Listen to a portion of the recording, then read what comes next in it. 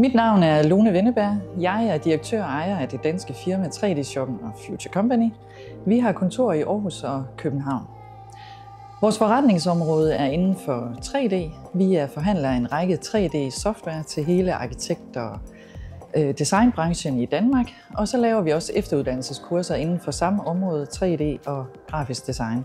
Vi har været på markedet i 25 år. Og gennem alle årene, der har vi haft behov for at arbejde med et eksternt marketingbureau.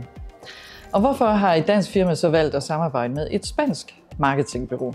Den stigende kompleksitet i marketingopgaver har gjort, at vi har brug for en ekstern samarbejdspartner, som er up-to-date, som har den faglige kompetence og som er fleksibel.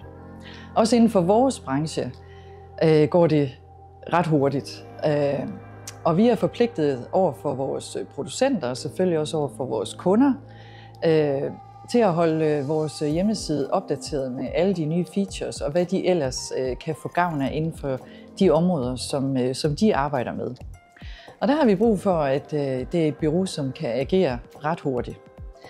Man kan sige, at i det tidligere samarbejde, vi har haft, der har vi alt for ofte oplevet, at vi kommer ind i en form for produktionsplan, som ikke altid er så fleksibel som det, vi har behov for.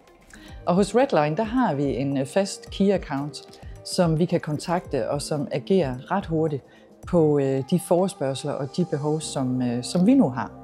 Og i den situation, som vi er lige nu og her.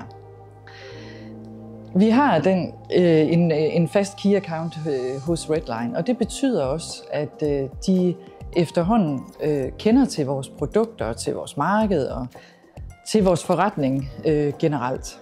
Og det betyder meget for os.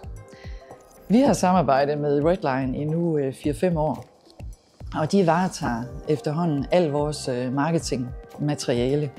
Og det er lige fra vores hjemmeside med at holde den opdateret med alt det tekniske, det nu kræver. De kommer med gode forslag til, hvad der kunne være en god idé at implementere på websitet, så det fungerer optimalt. De laver al vores sociale medier. De står for al vores annoncering, både på Google og på SoMe. Og så står de for optimering af vores blog og vores cases med at sørge for, at der kommer de rigtige fokusord og søgeord ind. Så al vores marketingmateriale, det er jo på dansk.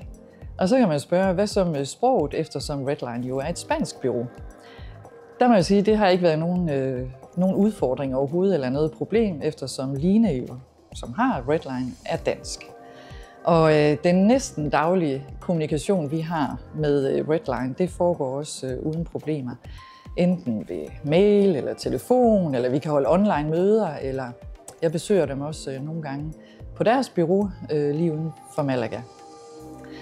Så kort fortalt, så kan vi sige, at vi er et dansk firma, fast forankret på det danske marked, men med et spansk marketingbureau som Redline. Det kan vi kun anbefale.